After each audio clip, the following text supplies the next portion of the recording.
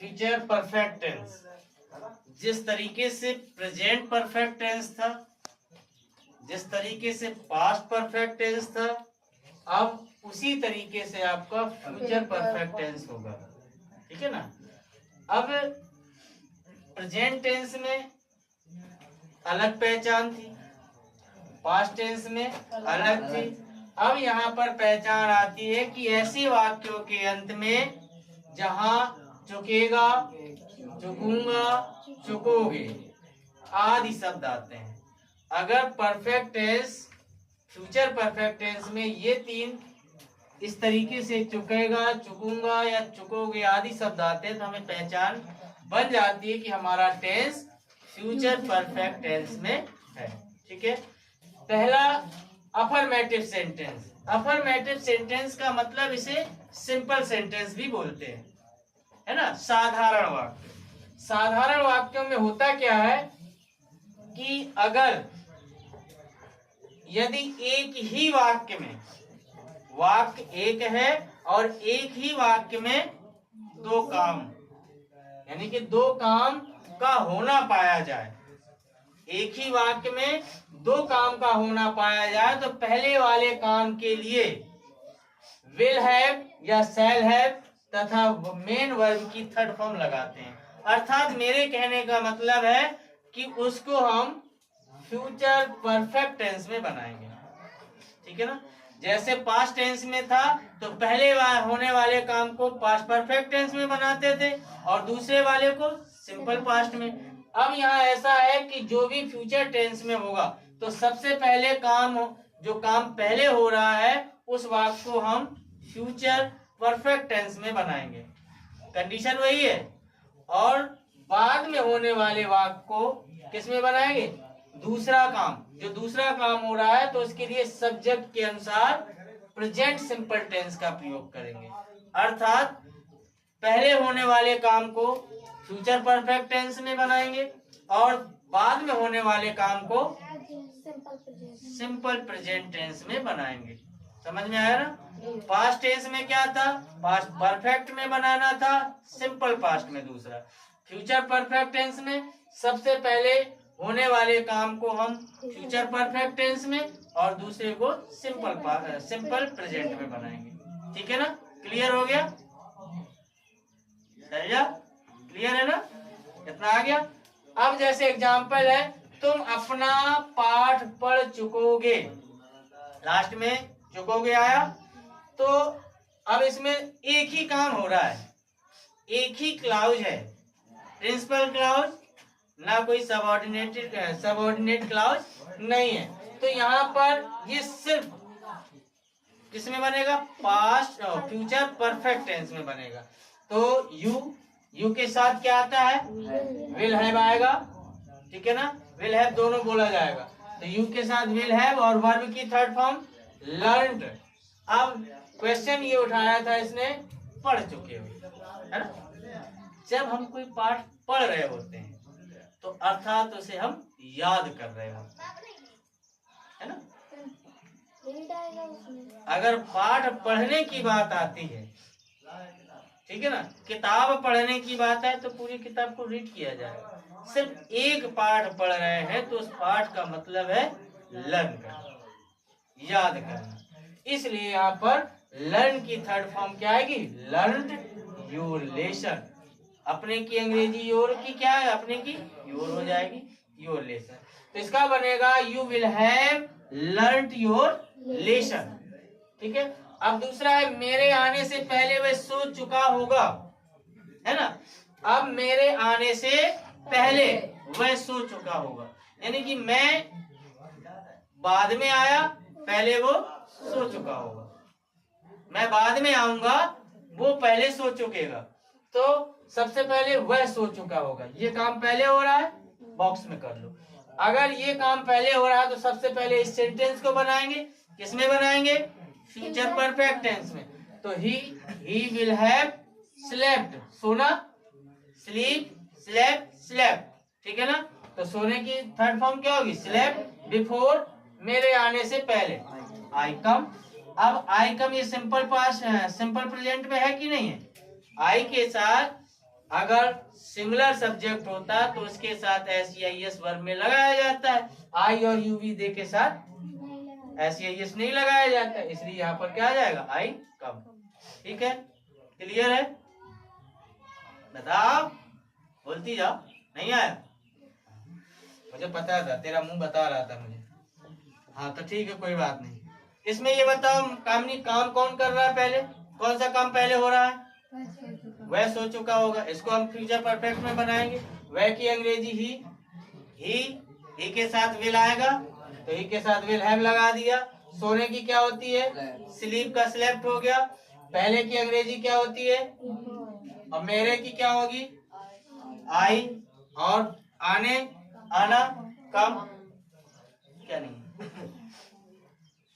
दूसरा है negative sentence, नकारात्मक वाक्य। जब किसी वाक्य में, किसी सेंटेंस में नहीं शब्द आता है तो उस नहीं की अंग्रेजी नॉट लगाते हैं, लेकिन कहाँ लगाएंगे? यदि वाक्य में यदि नेगेटिव सेंटेंस विल या है सेल के बाद, अगर नेगेटिव सेंटेंस है तो विल और सेल के बाद तुरंत क्या लगा देंगे? नॉट लगा देंगे। जैसे ये लिखा है, तुम्हारे आने से पहले वह नहीं जा चुकेगी। पहले क्या, पहले ये काम हो रहा है, वह नहीं जा चुकेगी, बाद में वो आएगा। ठीक है ना? तो पहले उसकी अंग्रेजी बनाओ, सी आ जाएगा।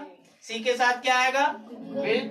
विल के तुरंत बाद नॉट लगा देंगे, तो सी विल नॉट हैव। जाने की, गो, वेंट, गॉन, थर्ड फॉर्म क्या हो जाएगी? गॉन।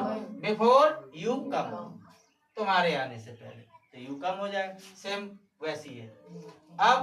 अब आते हैं इंट्रोगेटिव सेंटेंस में। इंट्रोगेटिव सेंटेंस प्रश्नवाचक वाक्य। प्रश्नवाचक वाक्यों में जब हम किसी क्वेश्चन, कोई ऐसा सेंटेंस जहां पर प्रश्न पूछने की बात हो, या हम उसे यस या नो में आंसर देते हैं, ठीक है ना, किसी भी चीज में। लेकिन अगर एक ही वाक्य ऐसा होता है, एक क्वेश्चन वर्ड ऐसा आता है जो सिर्फ क्या आता है पहले, क्या के पहले अगर क्या से कोई वाक्य शुरू होता है, प्रश्नवाचक शब्द क्या से अगर कोई वाक्य शुरू होता है, तो उस प्रश्नवाचक शब्द में की अंग्रेजी विल या शैल सबसे पहले लगाते हैं। ये हर बार हर टेंस में पढ़ते हो आप लोग, हर बार मैंने बताया होगा कि अगर कोई वाक्य क्या से प्रारंभ होता है तो उसकी अंग्रेजी या कुछ भी जैसे जिस टेंस का होगा उस हिसाब से हेल्पिंग वर्ब लगाई जाती है। तो यहाँ पर हेल्पिंग वर्ब विल या शैल है, तो क्या लगाएंगे? विल या शैल कर्ता के अनुसार लगाएंगे, वो भी सबसे पहले लगाएंगे। बाकी नियम जो पहले होता है वैसे ही लिखना है। ठीक है, एग्जाम्पल दूसरा, यदि वाक्य के बीच में कोई प्रश्नवाचक शब्द आ जाता है, कई बार बताया, अगर वाक्य के बीच में क्यों, कब, कहाँ, कैसे, कितने, कौन सा, अगर ये शब्द आते हैं तो उनकी अंग्रेजी सबसे पहले लगाते हैं।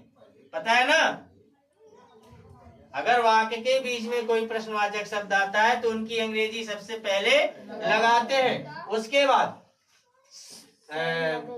फिर विल या शैल का प्रयोग करते हैं सब्जेक्ट के अनुसार। अगर करता जाए आई और वी है तो शैल लगाएंगे, बाकी अन्य सब्जेक्ट के साथ विल लगाएंगे। फिर करता, फिर हैव लिखेंगे। विल हैव तुरंत नहीं, शैल हैव तुरंत नहीं लिखेंगे। पहले क्वेश्चन वर्ड की अंग्रेजी, फिर विल या शैल, फिर करता, फिर हैव लिखेंगे, फिर वर्ब की थर्ड फॉर्म का प्रयोग करते हैं। ठीक है ना? क्लियर? अब एग्जाम्पल, क्या पूजा करने से पहले वह स्नान कर चुकेगा? यानी कि पूजा करने से पहले, क्या कह रहे हो? वो इंट्रोगेटिव नेगेटिव सेंटेंस है, सब्जेक्ट के बाद नॉट लगाते हैं। देख लो, इंट्रोगेटिव नेगेटिव सेंटेंस में अगर वाक्य में इंट्रोगेटिव है और बीच में नहीं शब्द आ जाए तो सब्जेक्ट के बाद हम नॉट लगाएंगे, चाहे वो क्या से शुरू हो चाहे बीच से शुरू हो। ठीक है, क्लियर है? अब क्या पूजा करने से पहले वह स्नान कर चुकेगा? जब पूजा करेगा तो पहले स्नान ही तो करेगा, है ना? कि पहले पूजा कर लेगा, फिर स्नान करेगा, फिर बाथरूम जाएगा, ऐसा नहीं होता ना।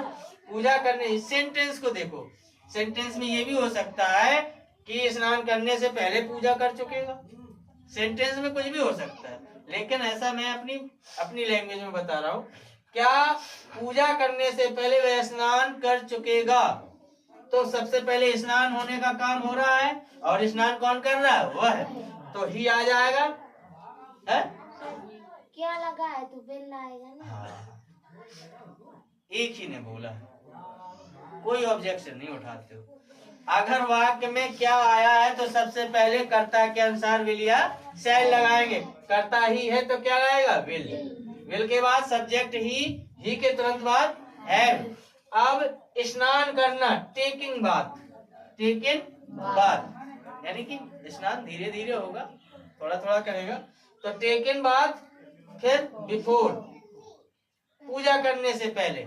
अब अंशिका ने पूछा ही कहाँ से आया, तो ही कौन कर रहा है? स्नान कौन कर रहा है? तो पूजा भी तो वही करेगा है। अगर आपकी मम्मी पूजा कर रही है तो फिर कौन? स्नान मम्मी कर रही है तो पूजा पापा करेंगे, नहीं ना। जो पापा पूजा अगर स्नान कर रहे हैं तो पापा ही पूजा करेंगे। अगर भैया स्नान कर रहे हैं तो भैया ही, तुम स्नान कर रही हो तो तुम ही पूजा करो, ऐसे ही ना। तो यहाँ पर एक कॉमन सेंस लगाने वाली बात है कि हमें क्या सोचना है भाई। अगर वह स्नान कर रहा है, कर चुकेगा तो पूजा भी तो वही करेगा। अब भाई स्नान मैं कर रहा हूँ, पूजा करने पड़ोसी आएगा क्या? वही करेगा, है ना। तो इसलिए यहाँ पर ही आया, ठीक है ना। और पूजा करना वर्शिप, तो बनेगा will he have taken bath before he worship. अब दूसरा, मेरे आने से पहले वह क्यों सो चुकेगा? मैं आया नहीं और वो सो चुकेगा, है ना। तो उसका काम है सोना, है ना। तो सबसे पहले क्योंकि अंग्रेजी वाई के बाद विल या शैल, फिर ही हैव स्लेप्ट, कितना बन गया? बिफोर, मेरे आने से पहले, आई कम। क्लियर है ना।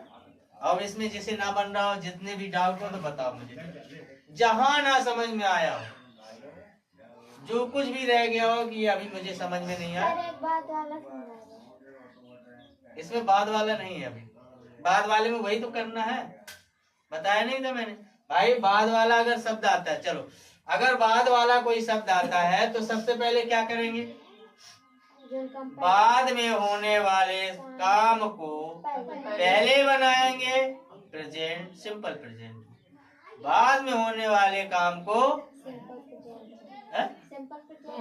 सिंपल प्रेजेंट में पहले बनाएंगे और पहले होने वाले काम को बाद में बनाएंगे। फ्यूचर परफेक्ट में बिफोर की जगह आफ्टर रख देंगे, ठीक। और वो इंट्रोगेटिव में वही चीज है, हाउ मच, हाउ मैनी, ये तो अब मैं रोज रोज नहीं बताऊंगा, आता ही होगा। उनसे संबंधित नाउन आते हैं। वो अगर कर्ता का काम करता है तो विल, सब्जेक्ट की कोई जरूरत नहीं है, विल या शैल लगाएंगे, ठीक है ना। और इसमें अभी कुछ डाउट हो तो मैं, जो ना समझ में आ रहा हो तो बताओ। क्लियर है सबको? क्लोज कर दें? डन।